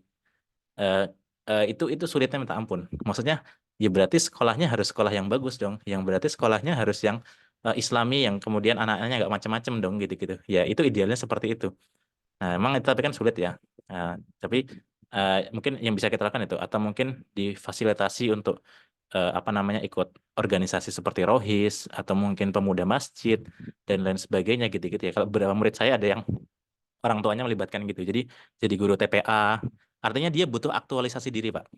Nah, masalahnya tergantung kliknya di awal di mana. Kliknya di gaming, dia jadi gamer. Kliknya di bodybuilding, ya dia nanti akan hobinya bodybuilding gitu ya. Di basket dulu saya waktu SMP SMA basket, akhirnya jadi basket. Nah, di Rohis dia jadi Rohis. Nah, itu jadi kita harus pintar-pintar untuk klik, dan tadi jangan sampai merasa bersalah, tapi tetap kita terus berusaha, dan hobi minat bakat itu bisa berubah, Pak. Jadi nanti eh, apa namanya, pelan-pelan itu bisa diubah. Mungkin SMA-nya masih nggak ikut apa-apa, tapi nanti mungkin ketika kuliah misalnya bisa ikut Rohis atau LDF, Lembaga Dakwah Fakultas. Nah, itu nanti bisa ada perubahan. Nah, tinggal tadi pintar-pintar kita milihin paparan yang bagus, membuat kedekatan menjadi peers-nya anak-anak kita. Nah, sampai kemudian dia mendengarkan apa yang kita katakan, dan nanti kita mengantarkannya. Tugas orang tua itu mengantarkan dia masuk ke dalam peers yang bagus, sehingga anak itu akan tumbuh dengan teman-teman yang bagus. Kalau saya misalnya kalau di kampus, yang paling pertama saya cari ya teman-teman pengajian dulu. Teman-teman pengajian sama eh, kontrakan yang muslim. Kalau saya masuk ke kontrakan yang aneh-aneh, nanti mungkin saya akan gaming, rokok, dan lain sebagainya. Kalau peers saya, teman-teman di kampus saya, kan saya dari Bontang, terus kuliah ke Jogja, ke UGM. Nah, kalau ketemunya teman-teman yang nongkrong, yang ngopi, ngerokok, gitu-gitu doang, nanti akan ke arahnya ke sana gitu ya. Nah, ini jadi tantangannya kita menghadirkan, mengantarkan mereka menuju peers-peers yang bagus ini yang gimana, Pak? Itu sih mungkin saya nggak bisa ngasih jawaban detail, tapi eh, harapannya tetap bisa apa namanya, berusaha untuk mengantarkan anak kita untuk menjadi atau mendapatkan lingkungan yang baik, sehingga nanti dia bisa klik ke arah yang baik. Itu mungkin Pak, mohon maaf kalau tidak banyak menjawab. Ya, terima kasih banyak. Ya. Tapi mungkin saya sedikit, oh nanti nggak usah deh Pak, nanti. Kalau berkaitan dengan gym itu memang ada isi-isi yang agak miring ya. Tapi eh, Iya, mungkin pernah dengar ya Pak. Kalau nggak pernah dengar Ustaz. belum pernah. Cuma ini nggak bisa digeneralisir sih Mas. Cuma beberapa. Ini Pak Iwan domisilinya di mana Pak? Di Parungkuda, Di kota di Parung, Parungkuda, di Parungkuda, stasiun Parungkuda, Ustaz. kota Parungkuda, Parungkuda ya. iya betul. Oh iya ya. Memang gym sebenarnya komunitas olahraga itu kalau menurut saya umumnya bagus Pak. Cuma nanti di luar itu mereka akan nongkrong lagi kemana, yang bisa jadi ya kalau tergantung anaknya. Kalau teman-teman basket saya ya baik, tapi ya tadi pada pacaran gitu-gitu kan akhirnya bahaya kalau kita terpengaruh. Nah di gym itu juga mungkin bisa jadi takutnya peers. Tapi mungkin nggak usah, jangan langsung di cut gitu ya, karena nanti malah bisa menimbulkan resistensi. Tapi berapa yang diwaspadai, eh, ada indikasi komunitas gay itu juga mungkin Oh, apa namanya cukup banyak berkumpul di gym-gym gitu ya. di gym ya. Iya. Tapi saya belum punya datanya, cuma berpengalaman dan kata-kata orang ya. Wah, kamu sering nge-gym ya. Terus nanti orang kan, Hmm. "Oh, itu banyak banyak homonya gitu-gitu kalau katanya. Jadi eh, apa namanya bisa bisa diwaspadai nanti dalam hal-hal seperti itu. Tapi tadi kalau menurut saya orang tua tetap harus bijak dalam ngekat atau membimbing biar nanti takutnya kalau anak kita sudah sebel sama kita nanti malah nggak bisa dikontrol sama sekali. Nah, jadi mungkin perlu dilihat kira-kira perkembangannya gimana, pertemanannya gimana dan sebagainya gitu-gitu ya.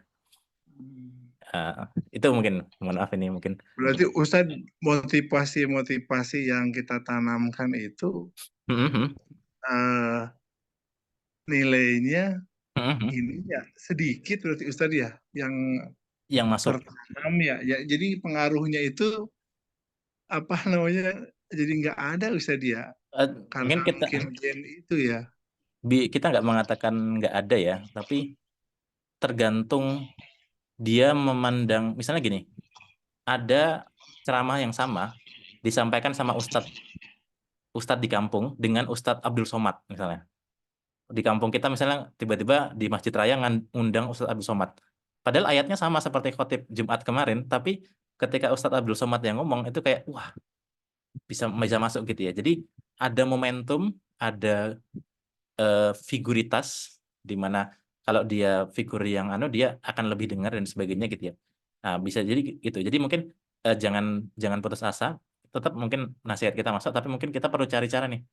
Mungkin gurunya, mungkin dia lebih respect sama gurunya, mungkin dia lebih respect. Kalau beberapa ada yang wali murid saya bilang, kayaknya si anak saya lebih sama Kak Tio deh, lebih dekat sama Kak Tio misalnya bilang gitu. Nah, ya kita perlu cari figuritas yang ada di sekitar anak kita yang bisa memberikan nasihat secara tepat. Nah, itu mungkin bisa jadi sarana gitu ya. Tapi insya Allah tidak sepenuhnya hilang karena anak itu mendengar. Cuma tadi momentumnya kapan dia klik dengan nasihat-nasihat dari orang tua gitu ya. Itu mungkin ya, mohon maaf, Bapak. Ada lagi tadi. Oh, ada Mbak Bunia. Boleh?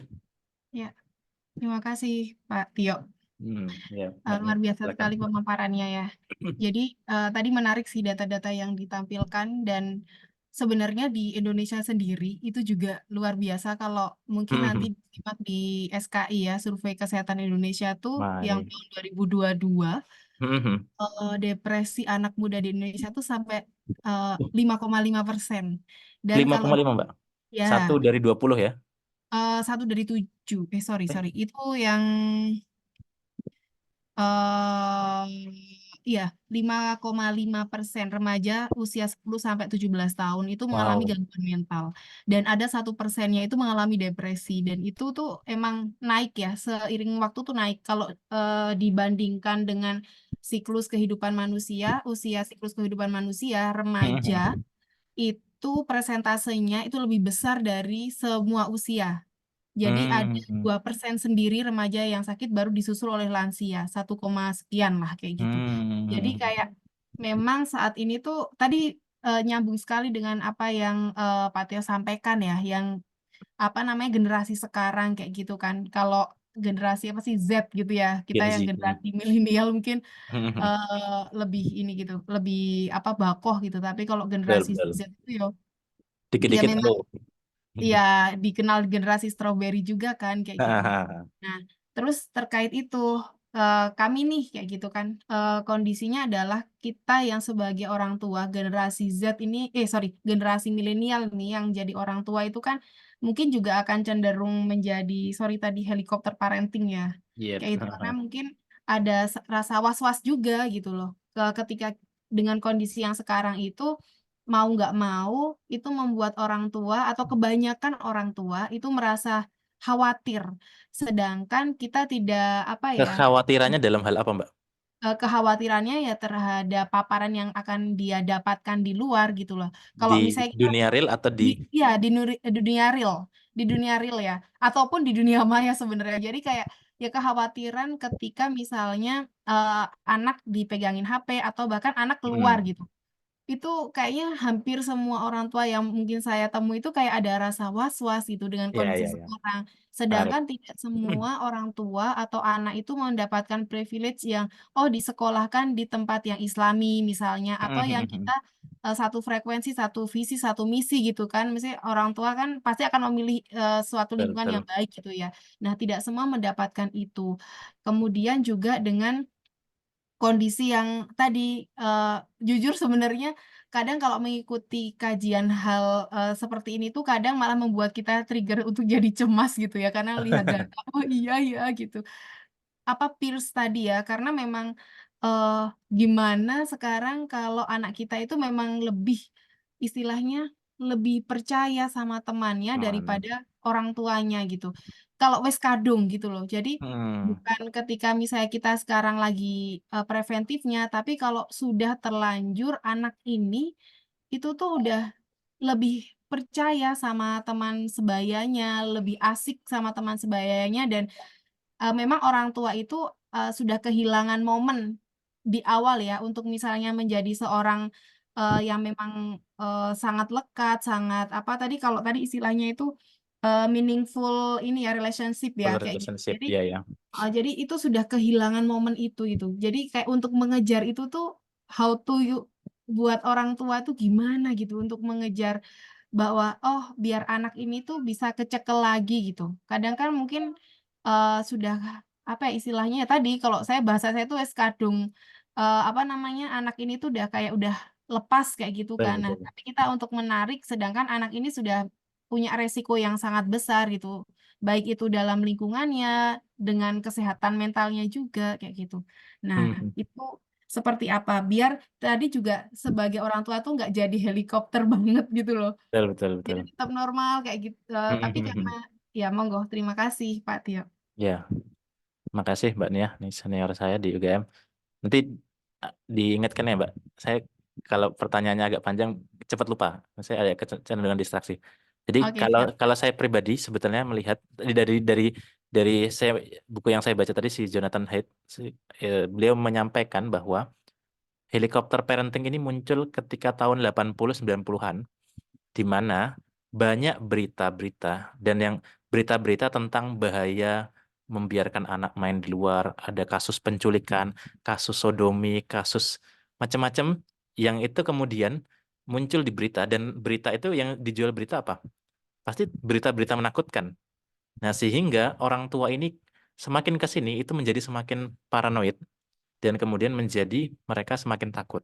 Padahal data menunjukkan menunjukkan bahwa generasi atau zaman sekarang itu kondisinya jauh lebih baik daripada generasi dulu dalam hal kejahatan, crime dan lain sebagainya.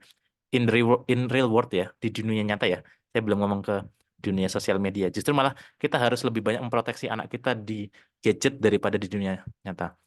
Padahal pengalaman anak untuk bermain di luar, berinteraksi di luar, mendapatkan luka dan sebagainya. Jadi banyak penelitian yang menunjukkan bermain di tempat-tempat yang beresiko bagi anak lebih bagus untuk perkembangan psikologis, motorik, kemampuan decision making anak daripada permainan yang terlalu safety. Jadi permainan yang ada pagernya, yang aman-aman gitu malah membuat anak jadi nggak bisa mengakses risiko. Tapi anak-anak yang tahu, anak-anak itu kan basically bermain ya, dia dikasih tanah kosong, terus kemudian ada bekas bahan bangunan apa, itu dia akan buat jadi permainan. Apapun itu bisa jadi anak permainan. Tapi justru di situ dia akan banyak belajar. Nah, ini ada kecenderungan memang secara psikologis dan evolutionary, kita ini suka mencari bahaya-bahaya baru. Ya, maksudnya otak kita mendeteksi bahaya baru. Dulu zaman orang tua kita itu nggak mikir terlalu detail. Zaman bapak ibu kita waktu mereka kecil, kakek nenek kita itu mungkin udah cuek aja gitu ya, karena mungkin nggak, karena pada saat itu yang dipikirin ya lebih ke krisis ekonomi dan lain sebagainya. Kalau zaman sekarang karena semua sudah mapan, orang tua tuh mencari, aduh, ini anakku nanti gini gini dan sebagainya gitu ya. Bapak saya waktu kecil itu waktu kelas berapa ya, SD itu udah jalan-jalan dari Temanggung ke Semarang naik sepeda sendiri. Nah, saya bahkan sudah kuliah pun naik motor dari Jogja ke Semarang, Jogja ke Temanggung aja nggak boleh sama orang tua. Nah, ini ada apa nih kok zaman bapak saya itu sangat dependen, padahal zaman dulu lebih mengerikan kan, lebih berbahaya, lebih nggak safety. zaman sekarang lebih aman, dan itu datanya banyak ya. Nanti bisa lihat di YouTube yang menarik ini bagi Bapak Ibu, para pakar atau mungkin pengkaji parenting, nonton Dad Saves America. Nah, Dad Saves America itu channel YouTube yang menarik, eh,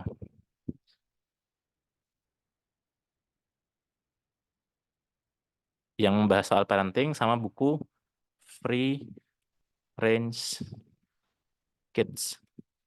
Nah, di mana anak-anak itu ya lepas aja, karena pengalaman dia terluka. Jadi anak-anak, terutama anak laki-laki, kalau saya bilang ke murid-murid saya, harus punya luka. Artinya, kalau nggak punya luka, kamu berarti mainmu terlalu aman. Kalau mainmu terlalu aman, nggak ada codetnya, nggak ada nabrak apa gitu ya. Saya juga dulu waktu kecil bolos TPA, terus kepentok, jatuh di paret, terus kepentok dan sebagainya.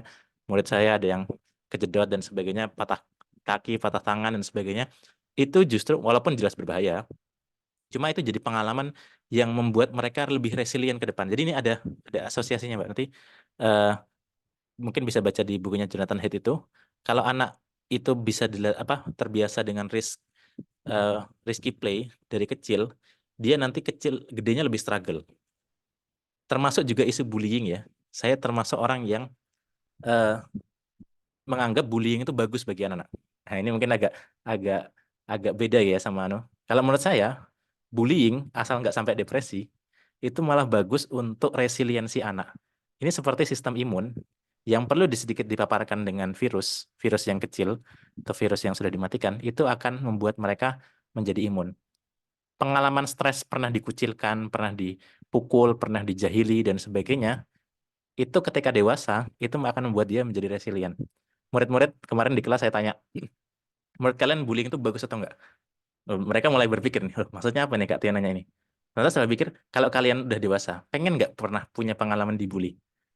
Ya, pengen sih Kak. Lah, kok pada pengen? Kenapa? Karena jadi pengalaman yang berharga bagi kita. Oh, ternyata mereka sudah bisa berpikir gitu. Jadi ternyata bullying itu not entirely negatif. Memang nanti bullying, kalau anaknya sampai depresif, itu bisa berbahaya. Tapi kalau sedikit-sedikit atau kemudian kita bisa resilience dan guru, orang tua bisa memaknai bahwa kamu kalau nggak belajar dibully, kamu nggak belajar untuk melawan kesewenang-wenangan.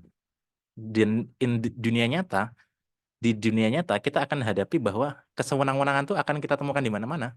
Jadi kalau kita waktu kecil dibully anak yang lebih gede dari kita, di masa depan kita dibully oleh pejabat-pejabat yang lebih tidak tahu diri gitu ya. Nah, atau mungkin atasan kita gitu ya. Dan itu kita harus bisa resilient. Nah, orang-orang tua zaman dulu mereka terbiasa saling bully-membuli, tapi mereka belajar dari sana sehingga menjadi lebih bakoh, bahasanya tadi ya. Sedangkan orang tua zaman sekarang, guru-guru zaman sekarang itu menekankan sekolah anti bullying, gini dan sebagainya. Sebenarnya bagus ya, kita jangan membuli. Saya juga nggak menekankan anak-anak untuk membuli, tapi kalau kamu dibully, sabarlah nak. Berusaha hadapi, lawan bulinya, belajar, karena tidak ada orang tua yang akan menemani kamu kalau kamu sudah dewasa. Sekarang kalau orang tua selalu membantumu, "Ah, anakku dibully nih," lapor guru, terus orang tua yang ngebully dipanggil gitu dan sebagainya. Akhirnya anak jadi nggak belajar untuk stand up against bullying sendiri. Saya pengalaman waktu SMP pernah dibully gitu-gitu ya. Tapi saya sempat pikiran, duh lapor orang tua nggak ya? Oh nggak boleh, hadapi sendiri. Waktu kuliah juga pernah ngalami dibully, walaupun bully lembaga gitu ya. Terus sempat kepikiran mau lapor orang tua, nggak boleh. Masa udah gede lapor orang tua? Nggak mungkin kita selalu bergantung pada orang tua. Akhirnya ya hadapi sendiri. Hingga sampai sekarang saya belajar, oh ini ternyata pengalaman-pengalaman yang Allah berikan kepada saya membantu saya untuk bisa lebih struggle. Nah, jadi risiko-risiko di dunia nyata itu kalau menurut saya ya, bagus. Nanti Mbak Nia bisa baca di bukunya sendiri deh. Dan banyak sekarang pakar yang mengkaji hal itu ya, bahwa eh, Jonathan Haidt itu buat 2 buku ya. Jadi The Anxious Generation sama Coddling American Mind. Jadi American Mind, anak-anak remaja Amerika itu semakin lemah sekarang.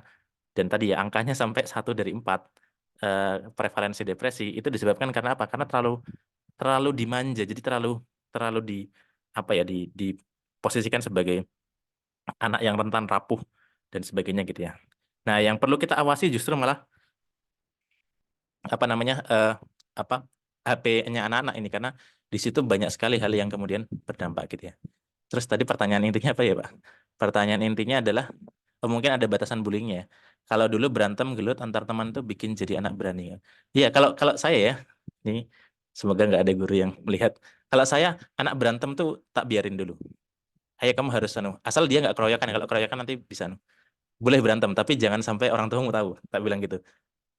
Kalau ada yang lebih lemah, misalnya bullying 1 lawan 1. Nah, yang lemah ini biasanya tak dorong untuk yang agak lemah tak dorong.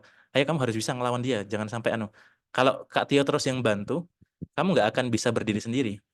Dan di masa depan kamu akan menghadapi orang-orang yang serupa. Akhirnya tak motivasi terus untuk bisa stand up against bullying.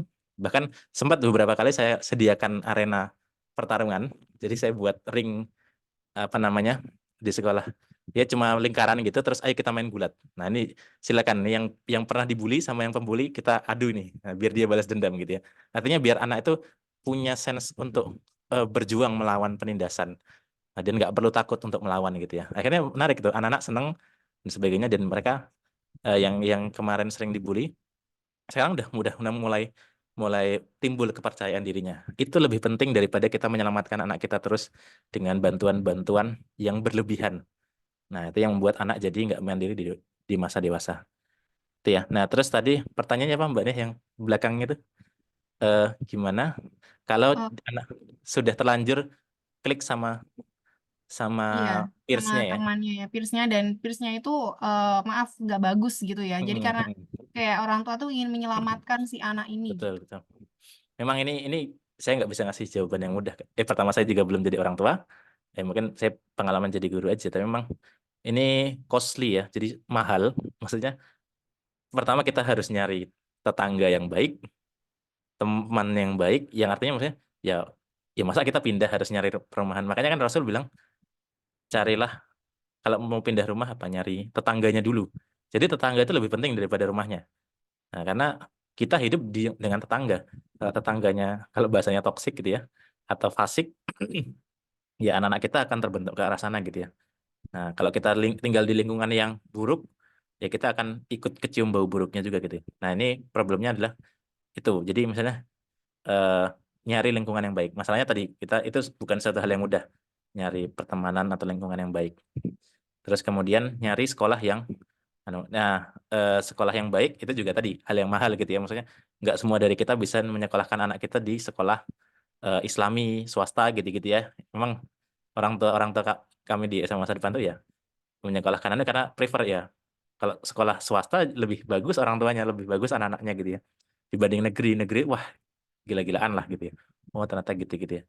Nah terus kalau kalau ini saya nggak ada jawaban ya, tapi eh, ada kalanya mungkin anak itu saya mungkin tadi ya agak beda pendapat sama Pak Iwan tadi. Ada kalanya menghukum anak bahkan dengan kekerasan itu penting. Saya nggak tahu kalau ke anak perempuan, tapi kalau ke anak laki-laki, kenapa gini? Karena Rasul sendiri melakukan itu loh. Maksudnya eh, kadang orang tua sekarang tuh terlalu humanis sampai kemudian tidak berani untuk melukai atau melukai dalam rangka mendidik anaknya. Nah, kalau saya kadang sering ngomong sama anak saya, sama murid-murid saya bilang, mukul anak itu sebetulnya nggak apa-apa, bagus. Tapi ingat, kita mukul bukan karena emosi, tapi dalam rangka apa? Nak, kamu kalau nggak bangun sholat subuh, ini lebih baik kamu kena pecutan, Kak Tio, daripada, tapi di sekolah saya nggak pakai pecutan ya. Ini kalau saya menjelaskan aja bahwa hukuman fisik itu ada kalanya penting. Karena Rasul sendiri melakukan hal itu. Saya bilang, pecutan ketika Kak Tio mukul, itu lebih baik daripada kamu nanti dapat pecutan di akhir di neraka gitu ya, karena nggak sholat gitu ya. Jadi lebih baik dari awal tuh sudah ditegur, dipukul. Karena memang anak remaja, terutama anak laki-laki itu memang harus ada teguran-teguran yang keras. Karena memang dia kalau nggak gitu, kalau cuma dengan dialog diskusi, wah itu nggak mempan. Anak laki-laki itu harus dihantemin kadang dalam beberapa harus seperti itu gitu. Tapi ingat, itu tidak boleh dalam rangka kita emosi. Karena kita melakukan itu dalam rangka kebaikan.